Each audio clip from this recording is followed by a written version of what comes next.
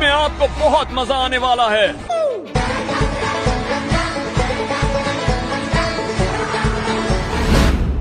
তো বন্ধুগণ, যে প্লেসটা ভিজিট করার জন্য, যে প্লেসটা এক্সপ্লোর করার জন্য আমরা এতক্ষণ দাঁড়িয়েছিলাম বা ওয়েট করছিলাম, ফাইনালি সেই বিউটিফুল প্লেসটা ঠিক আমাদের পেছনে। চলুন আজকের এই অ্যামেজিং অ্যাডভেঞ্চারটা এক্সপিরিয়েন্স করা যাক। তো আমার সাথে রয়েছে, হোয়াট ইজ ইউর নেম? আমার নাম নীলকমল। আমি এই দ্বিতীয়বার আসছি কানাইশ্বর পাহাড়। ওকে, হ্যাঁ, তুম শৈলেন রজিত সিকান্দা। তো চলো বোন, তো যাত্রা বোন স্টার্ট लगे है।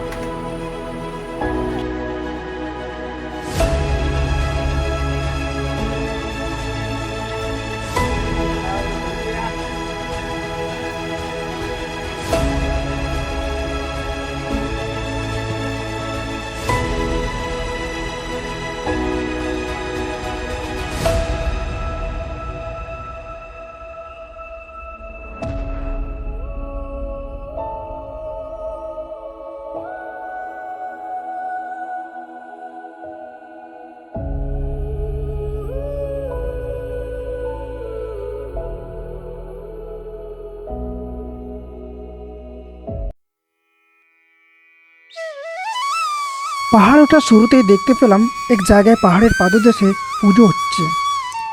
দূর দূরান্ত থেকে আগত লোকজন পুজো দিচ্ছে, প্রার্থনা করছে।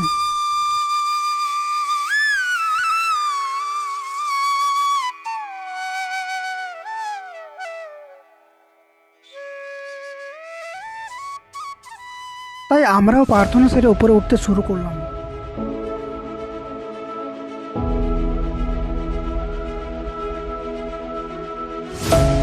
পাহাড়ের এই কঠিন রাস্তা দিয়ে এগিয়ে যেতে হবে। এই দুর্গমময় পথও মনে হয় যেন মিশেছে স্বর্গলোকে।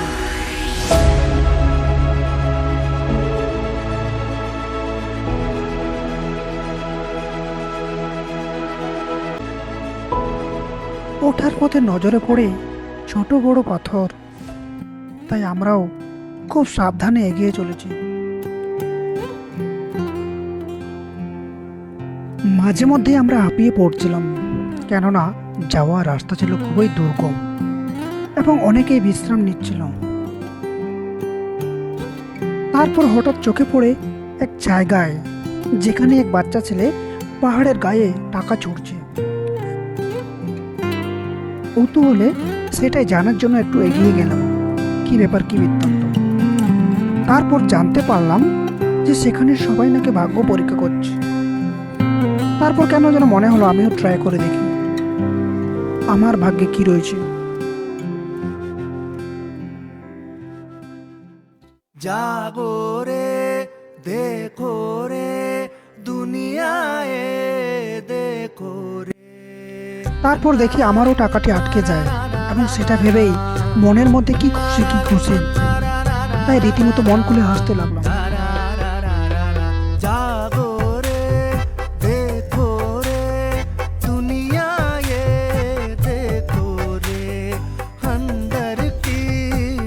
দেন আবারও শুরু করলাম যাত্রা।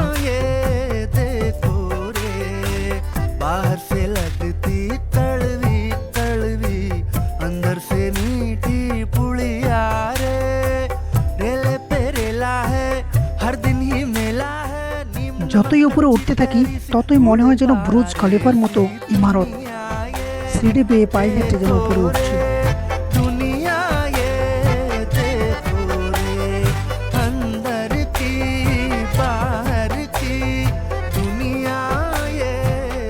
লোকজনকে বসতে দেখেই আমরা অনুভব করলাম আমরাও পাহাড়ের চূড়ায় পৌঁছে গেছি।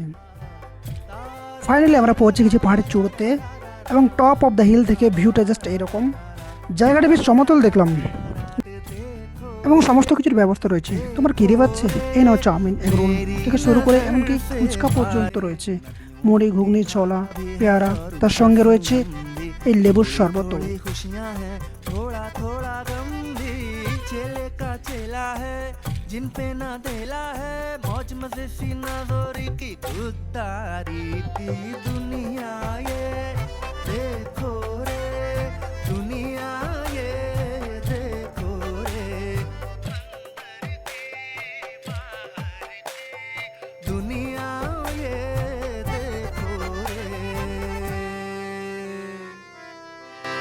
पाप और पुण्य की उड़ती यहाँ चिड़िया है। जैसा कर्म तेरा वैसी दिखती ये दुनिया है।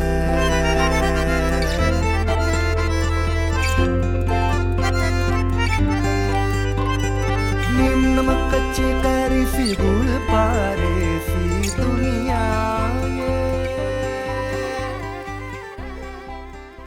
পাহাড়ের ওপর থেকে এমন সুন্দর বিস্ময়কর ভিউ দেখতে পাচ্ছিলাম যেন মনে হচ্ছিল মহাকাশ থেকে আমাদের জন্মভূমিকে দেখছি। নিচে তাকাতেই দেখতে পেলাম লোকজন পিঁপড়ের মতো দেখাচ্ছে। জঙ্গলের ভেতরে স্ট্যান্ডে থাকা গাড়িগুলো মনে হচ্ছিল যেন ছোট ছোট নুড়ি পাথর। সামনে দেখতে পাচ্ছিলাম পাহাড় আর লোকালয়গুলো খেলার মাঠের মতো বেয়ে চলে গিয়ে দিগন্তে মিলিয়ে গেছে। কোটি টাকার এই ভিউ উপভোগ আর কিছুটা অ্যাডভেঞ্চার করার জন্যই তো আজকে আসা। চমৎকার এই সুন্দর দৃশ্য দেখে মন ভরে উঠল। উফ, হোয়াট এ স্যাটিসফ্যাকশন। তারপর মনে পড়লো আরও এক ডেস্টিনেশনের কথা, সেটা হলো বাড়াঘাট পরব, যেখানে জমজমাট নাচ আর ধ্বংসা মাদলে মেতে উঠেছে গোটা মাঠ। তাই আমরা তাড়াতাড়ি নামার জন্য নিচে নামতে লাগলাম।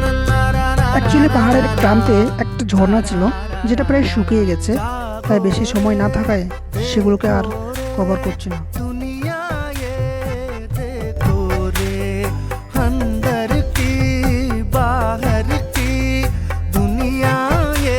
নামতে নামতে পেয়ে যায় খিদে, তাই ভাবলাম কিছু খেয়ে নেওয়া দরকার। এখন চলছে আমাদের টিফিন টাইম, আর বাড়ি থেকে এইসব কিছু মা পাঠিয়েছে। রয়েছে ছোলা, মটর, মুড়ি, তো ওটাই একটু খেয়ে নেওয়া যাক। আর দেখতেই পাচ্ছ পাহাড়ের পাদদেশে আর এই সবুজ ঘাসের উপরে শান্তিপূর্ণ জায়গায় বসে খাওয়ার মজাই আলাদা ভাই, নেক্সট লেভেলের।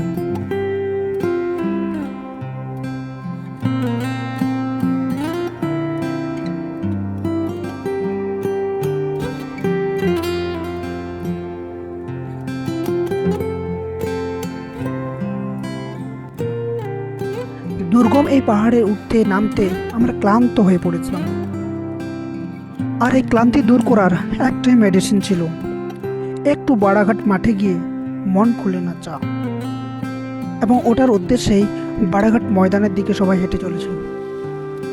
মেন রাস্তায় জ্যাম হওয়ার কারণে জঙ্গলের ভিতর দিয়ে একটা শর্টকাট রাস্তা তৈরি করা হয়েছে, এবং যেটা উঠেছে একদম ময়দানের সামনেই। এখানে আসতে দেখতে পেলাম চারিদিকে প্রচুর গুলি।